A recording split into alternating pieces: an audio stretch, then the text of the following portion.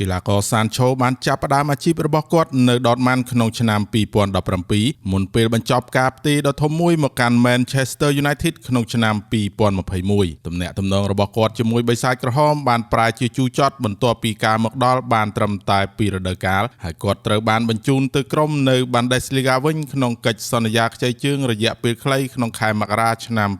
2024កាលពីរដូវក្តៅមុន Manchester United បានបញ្ជូនកីឡាកររូបនេះទៅកាន់ក្លឹប Chelsea ម្ដងទៀតក្នុងលក្ខខណ្ឌខ្ចីជើងដូចគ្នានៅឯកីឡដ្ឋាន Stamford Bridge ខ្សែបម្រើស្លាបអង់គ្លេសមានក្តីស្រមៃមួយខណៈដែលគាត់បញ្ជូនបាល់ឲ្យមិត្តរួមក្រុមបញ្ចប់ទីបានម្ដងក្នុងការបង្ហាញខ្លួន3ដងដំបូងរបស់គាត់ប៉ុន្តែ20ប្រកួតបន្ទាប់មកទៀត Sancho រកបានតែមួយគ្រាប់ប៉ុណ្ណោះនិងបញ្ជូនបាល់ឲ្យមិត្តរួមក្រុមបញ្ចប់ទីបានតែ2ដងប៉ុណ្ណោះនេះបើយោងតាមការចេញផ្សាយរបស់ Bill បានឲ្យដឹងថាចំពេលមានការតស៊ូរបស់គាត់នៅភាគខាងលិចទីក្រុងឡុងកីឡាករវ័យ24ឆ្នាំបានដាក់សំណើផ្ទេរដើម្បីត្រឡប់ទៅកាន់ក្លឹប Dortmund វិញនៅរដូវក្តៅនេះក្រោមកិច្ចព្រមព្រៀងជាមួយ Man U ក្រុមតោខៀវនឹងត្រូវចំណាយ25លានផោននៅក្នុងទីផ្សារបន្ទាប់ប្រសិនបើពួកគេចង់ចុះហត្ថលេខាលើ Sancho ជាអចិន្ត្រៃយ៍ប៉ុន្តែពួកគេបានបង្ហាញពីបំណងមិនចង់បំពេញតាមលក្ខខណ្ឌផ្ទេរជាអចិន្ត្រៃយ៍ដោយសុខចិត្តបង់ប្រាក់សំណង5លានផោនទៅកាន់បិសាចក្រហមជំនួសវិញបើយោងតាមការចេញផ្សាយរបស់ Athletic បានឲ្យដឹងថាក្លឹប Chelsea មិនទាន់ធ្វើការសម្រេចចិត្តលើរឿងរបស់ Sancho នៅឡើយទេ